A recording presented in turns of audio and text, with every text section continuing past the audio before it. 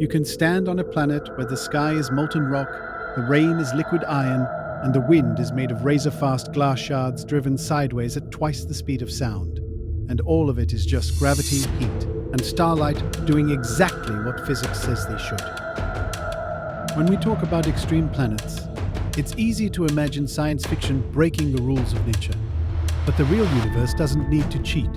If you take the same familiar laws of physics that shape Earth and you turn the dials, crank up gravity, throw a planet closer to its star, strip away a magnetic field, or lock one hemisphere in eternal daylight, those ordinary laws start producing environments that feel utterly alien.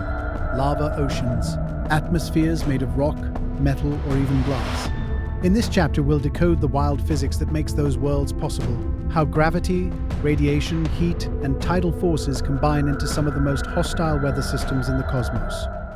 Let's start by pushing a very simple control: distance to the star. Move a planet closer in, and two things spike brutally fast: the amount of radiation it receives and the force of the star's gravity. Both follow an inverse square law: halve the distance, and the intensity quadruples. Drop something like a Jupiter-sized gas giant from Earth's comfortable 1 astronomical unit down to just 0.02 astronomical units, 20 times closer than Earth is to the Sun. And suddenly every square meter of that planet's dayside is absorbing hundreds of times more stellar power than Earth does. This is how you get hot Jupiters like WASP-12b or HD 187,333b. Gas giants parked so close to their stars that their atmospheres are heated to over 1,000 degrees Celsius. That is hot enough not only to melt many metals, but to rip molecules apart. At those temperatures, hydrogen gas starts to behave like a weak plasma, where collisions are so energetic that electrons can be stripped from atoms. The outer layers of the planet's atmosphere literally begin to evaporate into space, forming comet-like tails of gas streaming away under the combined assault of heat and stellar wind.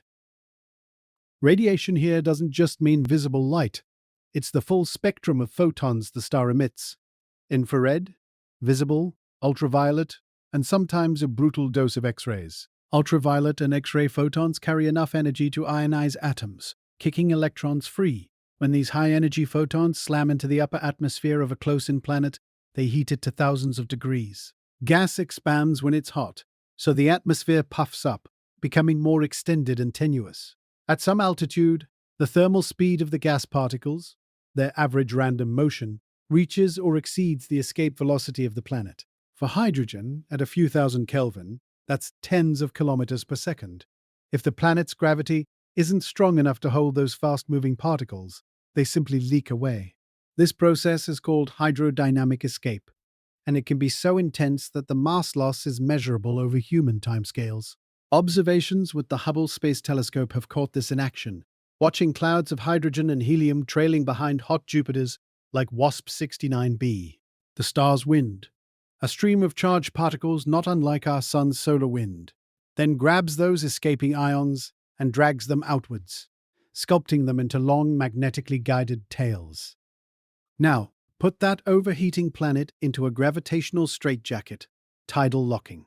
Any two massive objects tug on each other more strongly on their near sides than their far sides. That tiny difference in gravitational pull stretches both bodies slightly, raising tidal bulges. On Earth, the moon does this to our oceans. Over long time scales, this tidal interaction also acts like a brake on rotation. The friction inside a rotating body, flexed over and over by tidal forces, dissipates energy as heat and gradually synchronizes the rotation with the orbital period. That's why our moon always shows us the same face. It's tidally locked. Now imagine a planet hugging its star at a blisteringly close orbit of just a few days. The tidal forces there are far stronger than what the moon experiences around Earth, and the synchronization can happen in a few million years, fast by cosmic standards. The result is a world with a permanent dayside and a permanent nightside. One hemisphere roasted under unending noon, the other plunged into endless night. This one simple fact, that the star never sets, completely rewrites the rules of weather.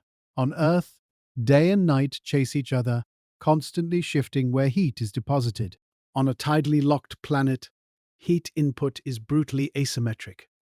The substellar point, The spot directly under the star gets hammered continuously, while the night side gets none. The temperature difference between hemispheres can be more than 1,000 degrees Kelvin. Nature hates temperature gradients. Fluids respond by moving. So the atmosphere turns into a giant heat engine. Gas over the day side heats, expands, and becomes less dense, rising upward.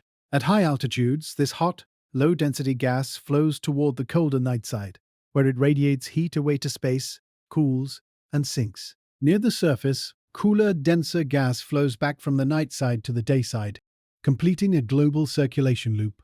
Because the planet is still rotating, just in sync with its orbit. The Coriolis effect, the deflection of moving air due to rotation, twists these flows into high-speed jet streams. Models of hot Jupiters predict atmospheric winds of 2 to 5 kilometers per second. That's 7,000 to 18,000 kilometers per hour.